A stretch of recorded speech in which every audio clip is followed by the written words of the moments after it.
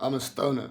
Forget the negative connotations you heard about that word, because I'm reclaiming it. Ain't no shame in it, I'm a stoner and I'm proud to be one. I don't store my online data in the cloud, I walk around in one. Because I'm a stoner, maybe one day even here in the UK I'll be allowed to be one. See, some sing drinks to forge links. Others break bread to build those bridges. It's not my business what you choose to use to reach out to folk with, but there'll always be a special place in my heart for the people that I smoke with. And those who ridicule and doubt us will always exist. And lazy stereotypes about us will always persist, so cling to those if you find that helps, but we're not just Snoop Dogg, we're also Michael Phelps. And we occupy almost every occupation and pop up in every part of the population. Butcher, banker, barber, baker, with you right through life from midwife to undertaker. Royalty to rough sleepers, celebrities to street sweepers, atheists and believers. We are your doctors and dentists, we are your children's teachers, and we are far too numerous to ever defeat us. We build families and run businesses because we are achievers and grafters. Some of us even hit bongs and run marathons after, because if you thought stoners and health are mutually exclusive, allow me to conclusively disprove it by taking the case of vaping that's been saving cigarette smokers from all manner of maladies and even fatalities. Now this here idea of greatly reducing the harm of consuming a plant by heating but not combusting it, who do you suppose came up with it? And if you think stoners are just a bunch of bums and make any funds, ask yourself how the state of Colorado got more paid than El Dorado, or which of California's policies could have possibly propelled them to become one of the world's top 6 economies. And if you think stoners are all socially awkward loners, we got comrades and kinfolk the world over.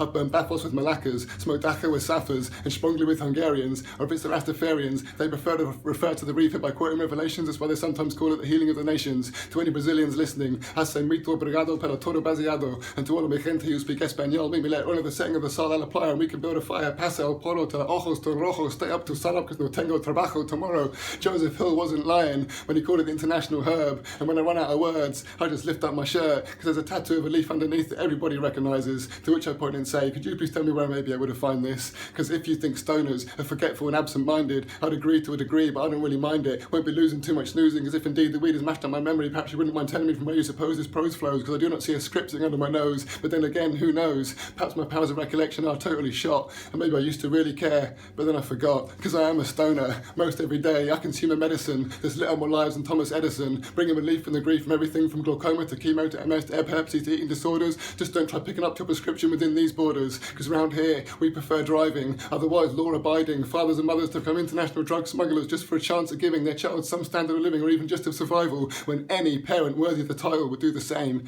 And if that's not enough to send you insane, at the same time they're saying that puffing does nothing for you medically, somewhat incredibly they're happy to produce it and ship it elsewhere. Of this you might not be aware and you could be forgiven, but the biggest supply of medical weed in the world is the country that we live in. The contradiction in this position defies belief, and just one of the many layers that lies beneath the incredibly